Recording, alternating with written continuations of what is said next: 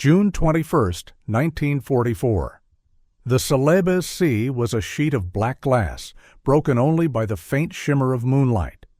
Beneath it, at 180 feet, something moved, slow, silent, and alive. A steel shadow gliding through the dark. The men inside called her Harder. The Japanese called these waters a graveyard. Inside that narrow tube of welded steel, the air was heavy with oil, sweat, and the sour bite of recycled oxygen. The hum of electric motors pulsed through the hull like a heartbeat. Every creak of metal reminded the crew how fragile life was, this deep below the waves. No one spoke. They didn't need to. Each man knew what waited above them. Destroyers armed with depth charges, their sonar operators trained to hear the faintest sound of an American submarine daring to trespass in the Empire's waters. For months, U.S. submarines had been dying here. The Japanese had turned the Celebes Sea into a killing ground, a place where even experienced captains refused to patrol. But the Harder's commander, Lieutenant Commander Samuel David Dealey, was not like most captains.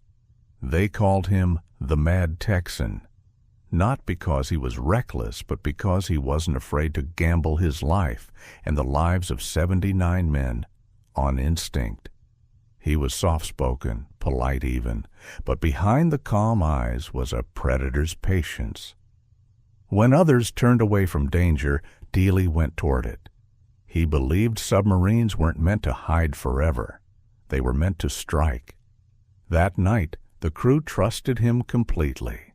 They had seen his brilliance before, the way he could read sonar patterns like a second language, the way he could predict a destroyer's turn before it happened. To serve under him was to walk a razor's edge between survival and death, but it was also to witness genius. The Harder herself was a masterpiece of American engineering. 312 feet long, she could dive beyond 300 feet without buckling. Her pressure hull built from the strongest steel the Navy could forge. She carried 24 torpedoes, each one a weapon of promise and peril. Promise because a single hit could tear a destroyer in half. Peril because the Mark 14 torpedoes were notoriously unreliable. Many exploded too early, or not at all. More than one captain had watched in horror as his perfect shot turned into a dud. Dealey knew that risk and still trusted his aim.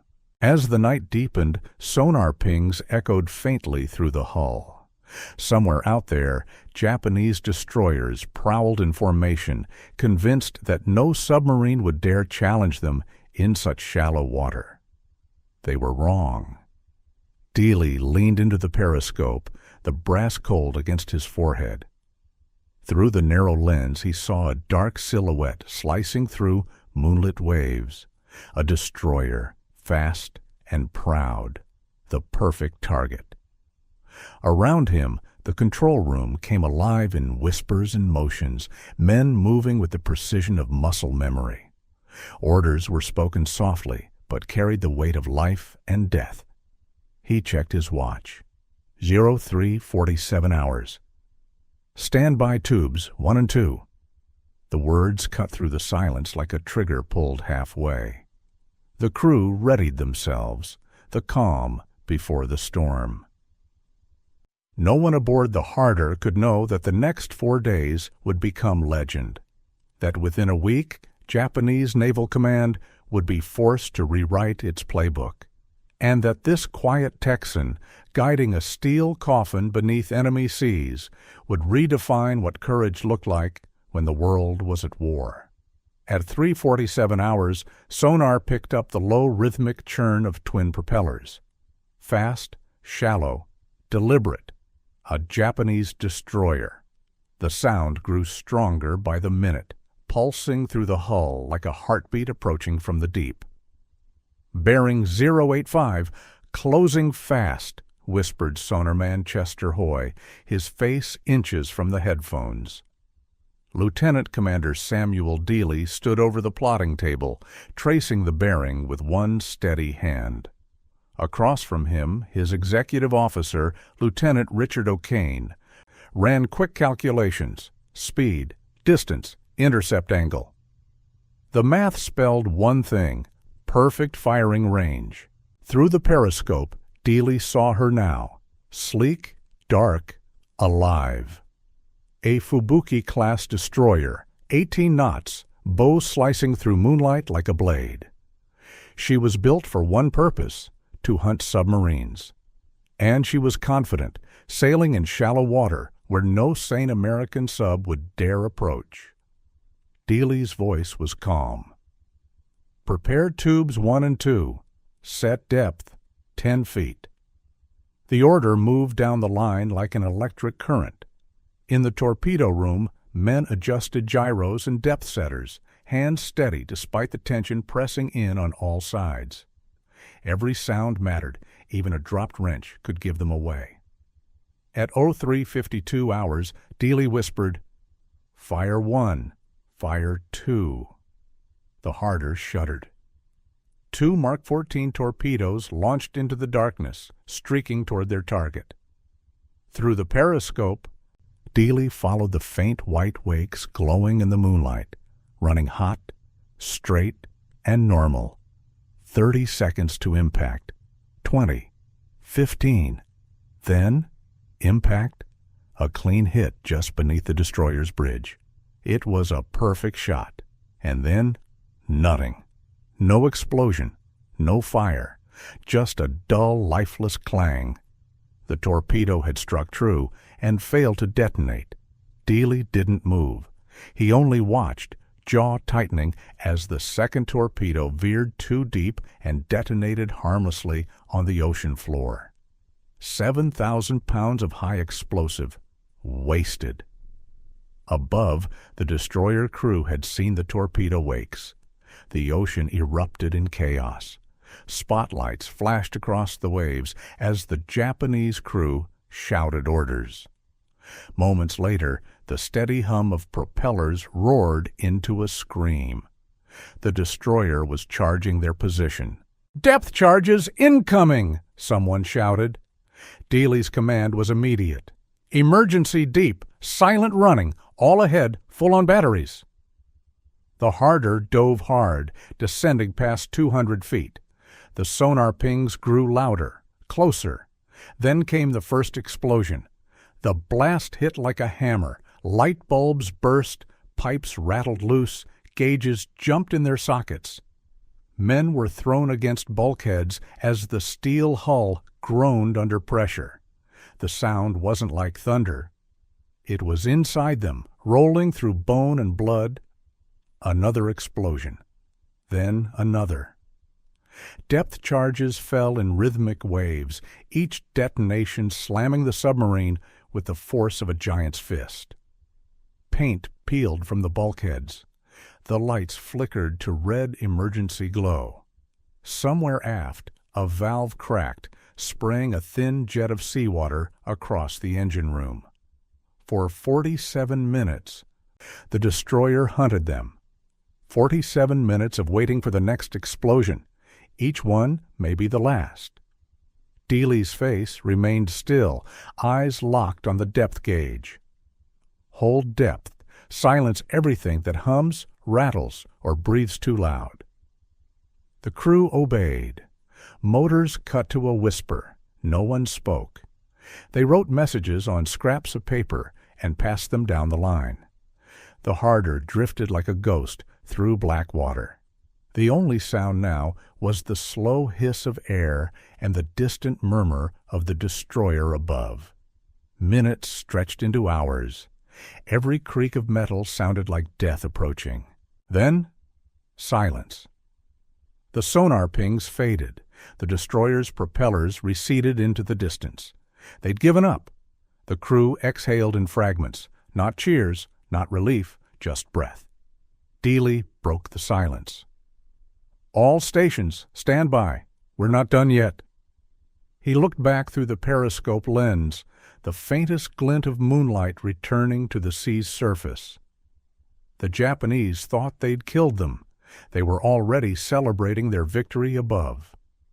But in the dark, beneath 250 feet of water, Samuel Dealey was smiling.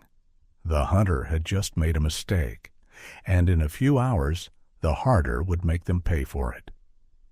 When dawn came, it did not rise gently. It bled through the horizon, painting the sea a dull gray.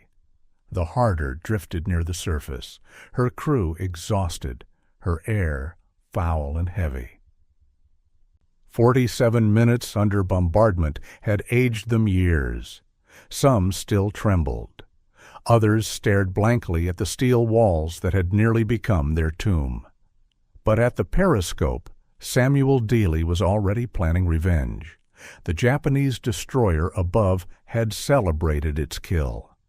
Radio intercepts would later reveal that her captain reported an enemy submarine destroyed. Champagne and laughter echoed across the deck. They had no idea that 180 feet below, the Harder was alive. And waiting. Dealey understood psychology as well as he understood tactics. Overconfidence was a weapon, and he meant to use it. He ordered the submarine to periscope depth. The ballast tanks hissed, and the hull creaked upward until the glass lens of the scope broke the surface.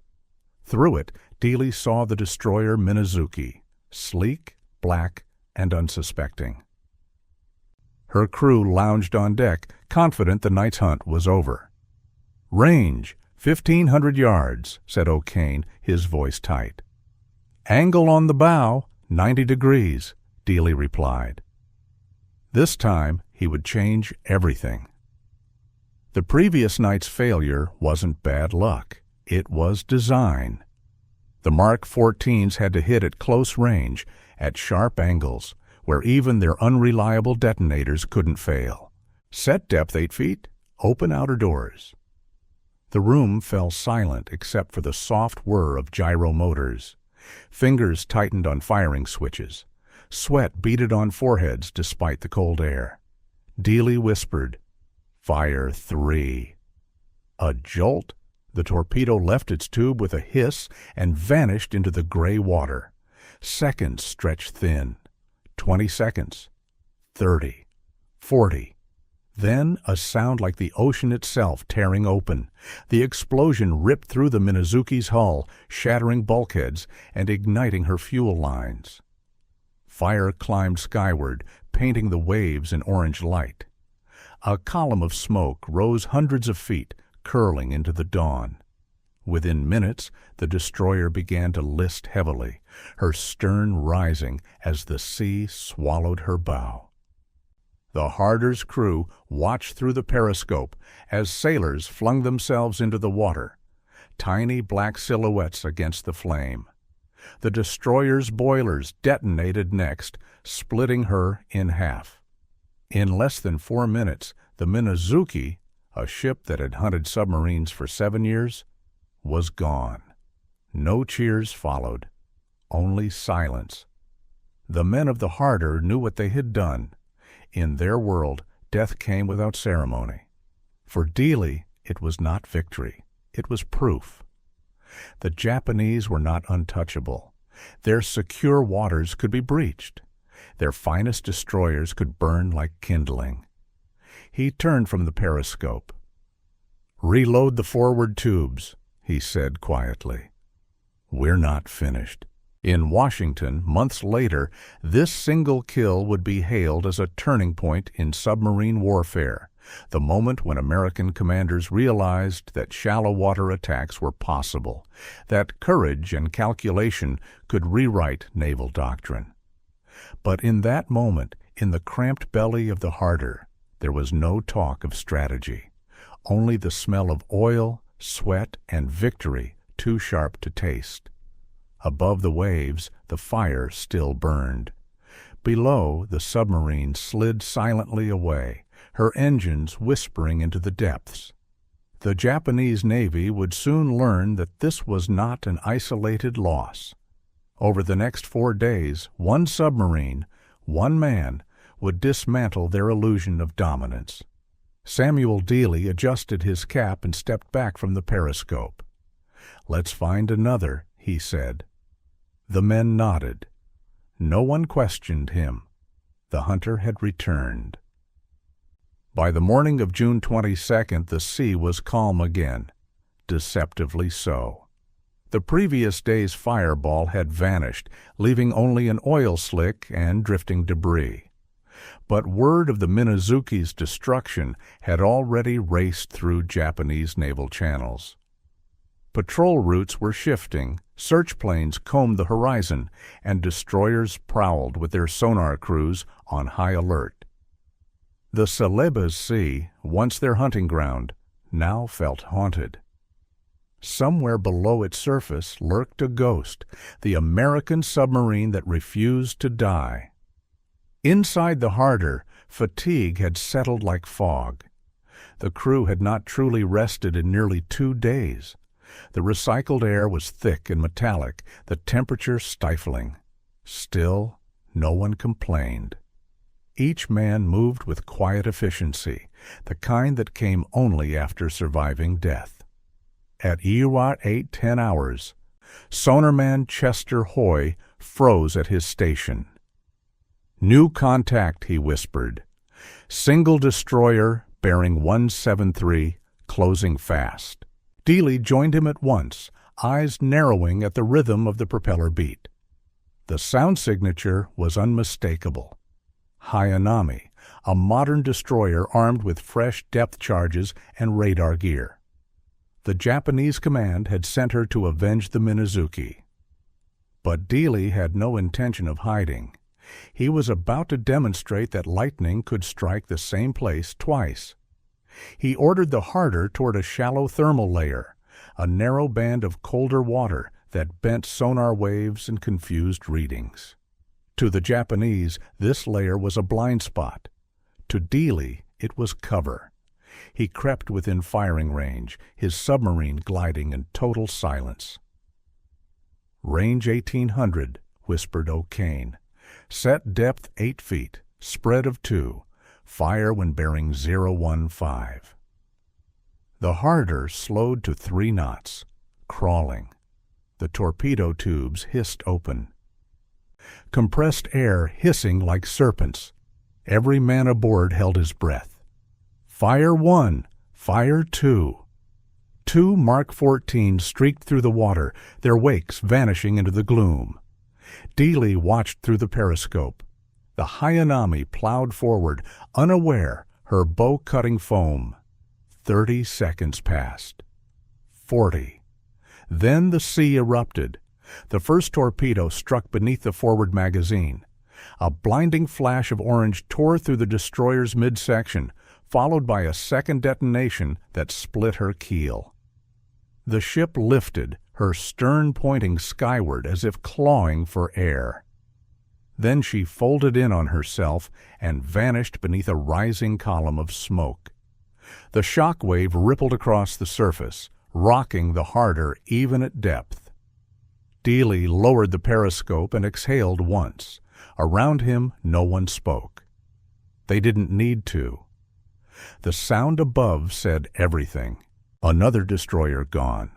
Another victory impossible, made real. The destruction of the Hayanami was more than a kill. It was a message. Japanese commanders intercepted the loss within the hour.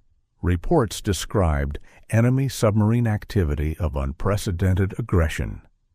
Some officers dismissed it as rumor. Others quietly began to panic. The myth of imperial invulnerability was cracking.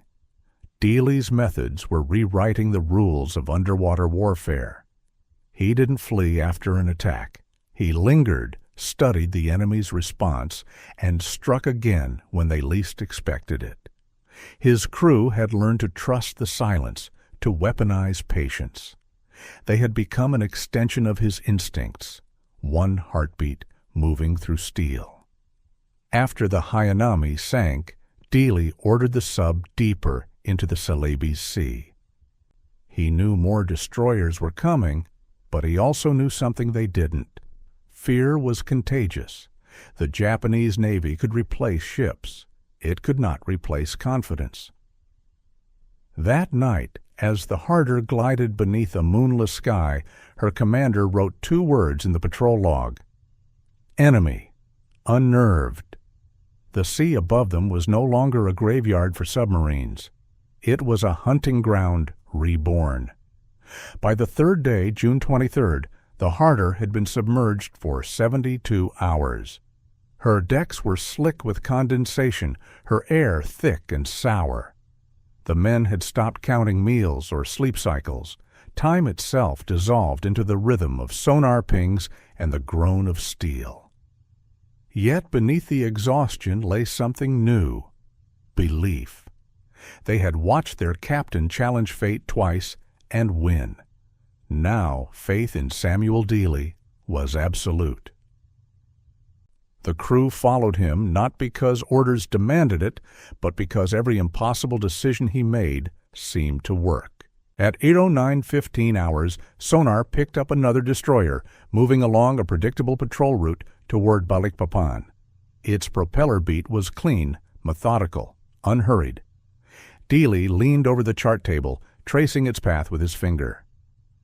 "That," he said quietly, "is Tanikaze." The Tanikaze was no novice. A veteran of Midway and the Solomon Islands, she was one of Japan's most respected destroyers, and precisely the kind of prey Dealey wanted. But this time, he planned to go even closer. The Harder approached at periscope depth, slipping through the coral shallows where no submarine was ever meant to hunt. Every movement was dangerous. One misjudged turn could split the hull open on jagged reef.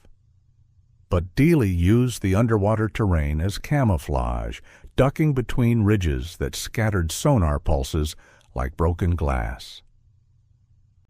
"Range 1600, murmured O'Kane. "Crossing our bow in 2 minutes. Dealey's voice was soft. "Stand by all tubes." Through the periscope, he watched the Tanikaze glide across the horizon, a ghostly silhouette against a haze of morning sun. For a moment, he thought of how many submarines she had sent to the bottom. Then he gave the order. "Fire 1! Fire 2! The Harder kicked back as both torpedoes raced out. 30 seconds later, the ocean flashed white. The first torpedo struck midship, directly beneath the boiler room. The second followed an instant later, hitting the forward magazine. A thunderous explosion ripped through the destroyer's spine, hurling debris hundreds of feet into the air. When the smoke cleared, the Tanikaze was gone, split in 2, her remains already sinking into the coral shadows below. In the control room, the men stared at one another, disbelief on every face. 3 destroyers in as many days. It had never been done in the history of submarine warfare. But Dealey wasn't smiling. He stood silently at the periscope, watching oil and fire spread across the sea. Then, almost to himself, he muttered, "We're learning faster than they are." He was right. Every attack refined their tactics, how to time sonar deception, how to hide beneath thermal layers, how to use currents to mask propeller noise. The Harder was no longer just a submarine. She was a living machine, an extension of one man's mind.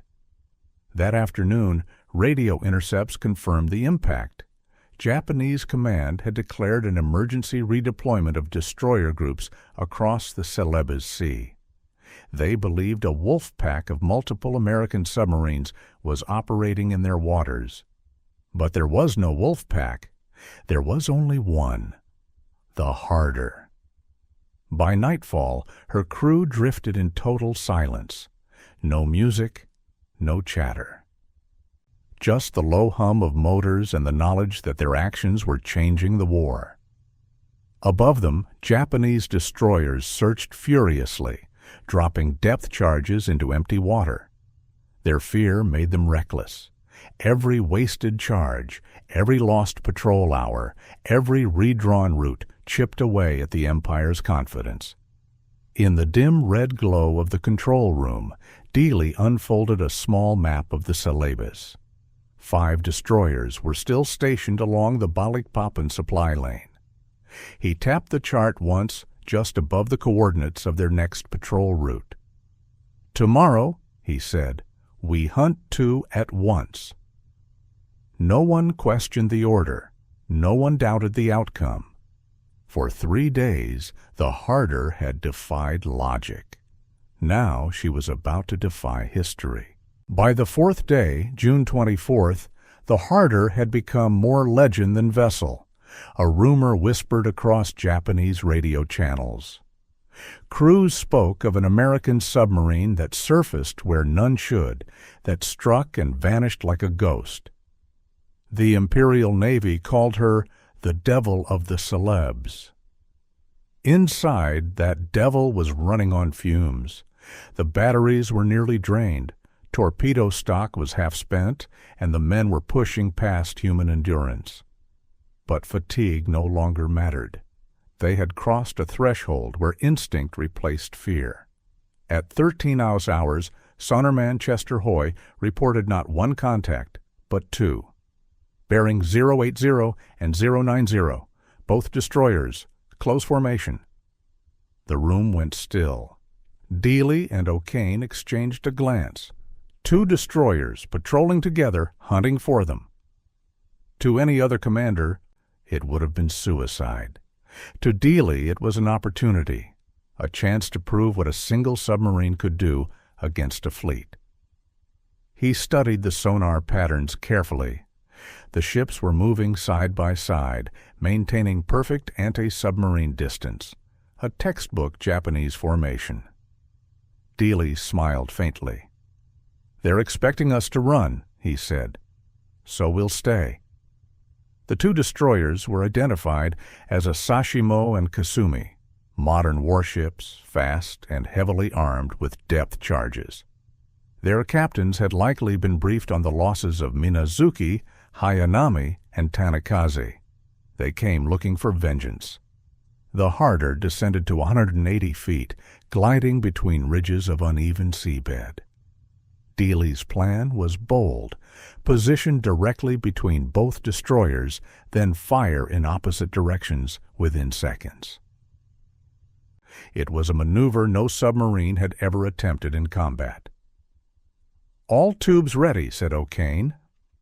"Match bearings and stand by," Dealey replied. The destroyers drew closer, the Kasumi to the west, the Asashimo to the east. Their propeller beats vibrated through the hull like twin drums of war. Dealey waited, motionless. The timing had to be perfect. At 13:47 hours, he whispered, "Fire 1 and 2 at the Asashimo." The Harder shuddered as 2 torpedoes surged away. He didn't wait. "Bring her bow 10 degrees to port. Prepare tubes 3 and 4 for Kasumi." Before the first pair had even struck, the second volley launched. The submarine had fired 4 torpedoes in under 90 seconds, each toward a different target. Then came the silence before destruction. At 13:48 hours, the ocean erupted. The first detonation ripped through the Asashimo, splitting her hull beneath the machinery spaces. She tried to turn, but before she could, the Kasumi took her hit. The torpedo struck directly beneath her forward magazine, and a massive fireball tore through the bow, flinging metal and men skyward. Both ships vanished beneath columns of black smoke. Their deaths nearly simultaneous. 2 destroyers gone in under a minute. Even from 1,800 yards away, the Harder shook from the blasts. The control room lights flickered as the pressure wave passed. For a long moment, no one spoke. Then a crewman whispered, "Both gone." The room erupted, not in cheers, but in stunned laughter, disbelief breaking tension that had been coiled for days. 5 destroyers in 4 days. The impossible had happened. Above them, Japanese communications fell into chaos. Radio intercepts later showed pure confusion, officers shouting over one another, insisting there had to be multiple submarines. A single American boat couldn't have done this. It wasn't possible. But Samuel Daly had rewritten what possible meant. He ordered the submarine to dive deeper and turn south. "Reload what we have left," he said, "and rest while you can." That night, the crew slept in shifts. The sea outside was quiet, as though even the ocean itself was holding its breath. They didn't know it yet, but the legend of the Harder and her Mad Texan captain had already reached the highest levels of Japanese command.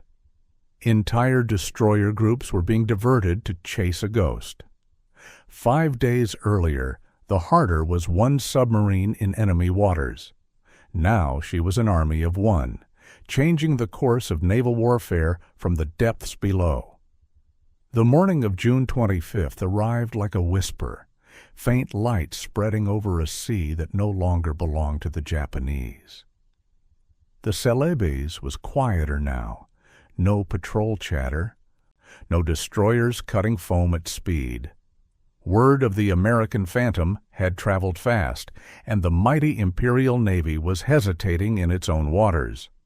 But Samuel Daly wasn't done. Inside the Harder, exhaustion had turned to instinct. The men moved like parts of a single machine, quiet, focused, almost detached from fear. Every breath carried the metallic sting of recycled air. Every muscle ached from tension and sleeplessness. The submarine had been running hard for 5 days straight. Her batteries were near empty, her torpedo count down to its last few. And still they hunted. At 07:12 hours, sonarman Hoy called out the words every submariner both longed for and dreaded. "Contact!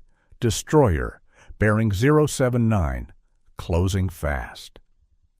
The sound pattern was clean, rhythmic, confident. Another destroyer had entered the graveyard. O'Kane confirmed the reading. "That's the Asashimo." Daly nodded. "Let's end this." The Harder glided toward the target at 3 knots, staying beneath a thermal layer that masked her sonar signature. Above them, the destroyer sliced through the waves, searching for the ghost that had haunted the Imperial Navy for nearly a week. "Range, 1,900 yards, said O'Kane. Daly lowered the periscope.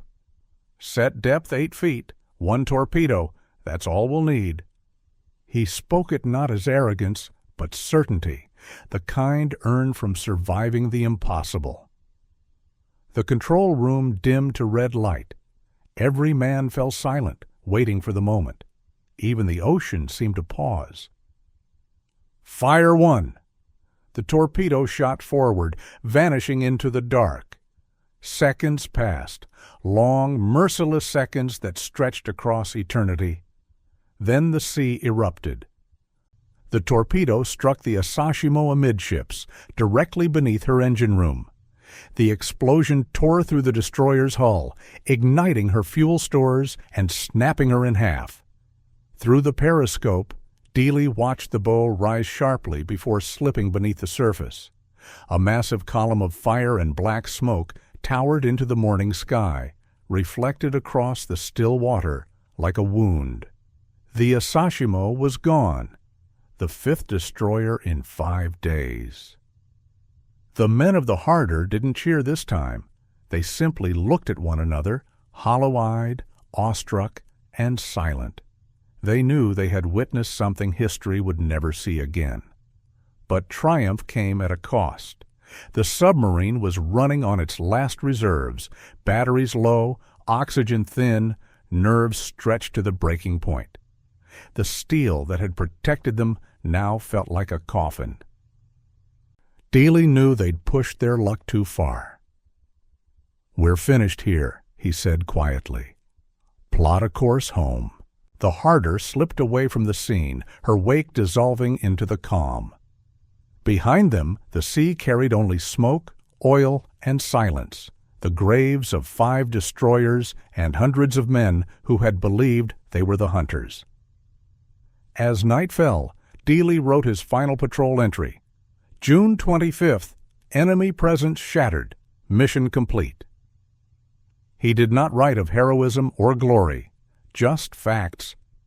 To him, it was never about medals or headlines. It was about duty, precision, and survival. When reports reached Pearl Harbor, the reaction was disbelief. 5 destroyers in 5 days. No one had done it before, and no one ever would again. But the man himself said little. He only requested fuel, torpedoes, and another patrol. He had become more than a submarine commander. He was a force of nature, bound to the sea and to the men who followed him into its depths. The next time the Harder sailed, it would be her last. But for that week in June 1944, she was unstoppable, proof that courage, when paired with ingenuity, could bend the laws of war itself. 2 months later, on August 24, 1944, the USS Harder would vanish. Her final patrol took her into the Luzon Strait, another stretch of enemy water, another mission where the odds meant nothing to her captain. But this time, the ocean would not return her. Depth charges from the Japanese destroyer Ikazuchi found their mark. The Harder was gone, lost with all 79 aboard. News of her disappearance traveled slowly across the Pacific.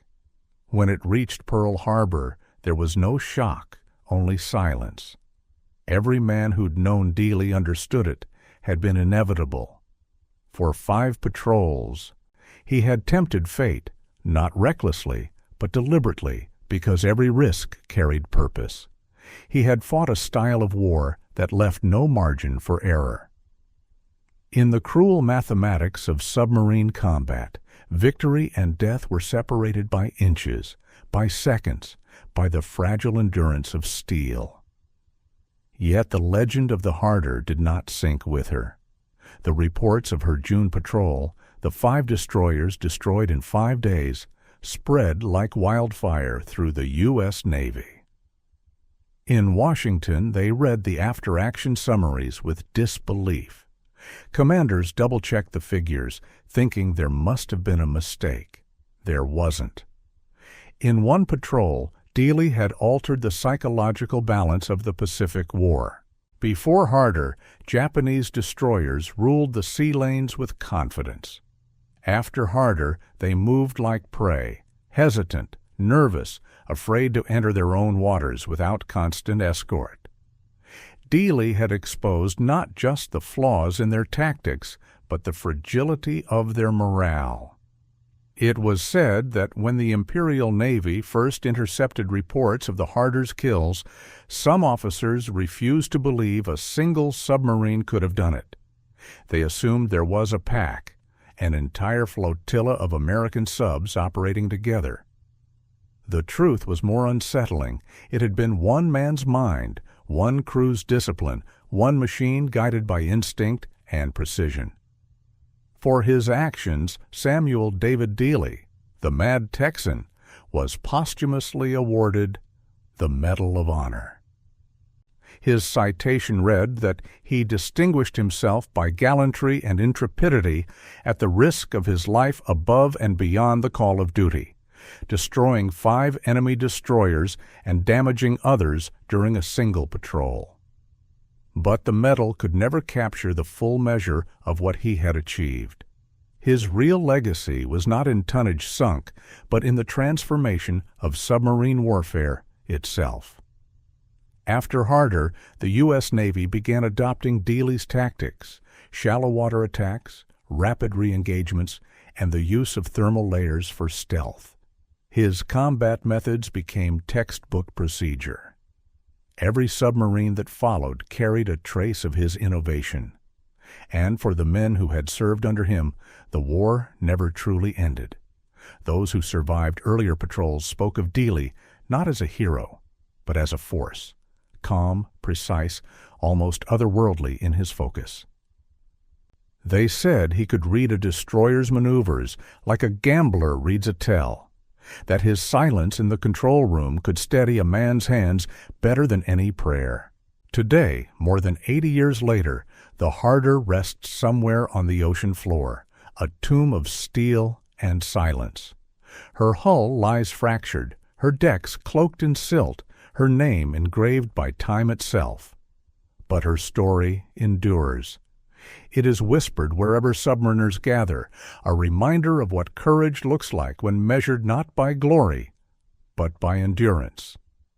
In the end, Samuel Dealey proved something larger than strategy or technology.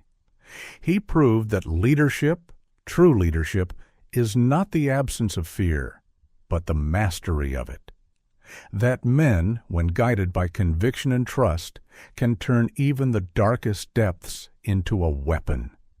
The Harder's 5-day rampage through the Celebes Sea remains one of the most extraordinary combat patrols in naval history. A story not just of destruction, but of defiance. Because on that June week in 1944, one quiet Texan and his crew rewrote what was possible, and in doing so became immortal.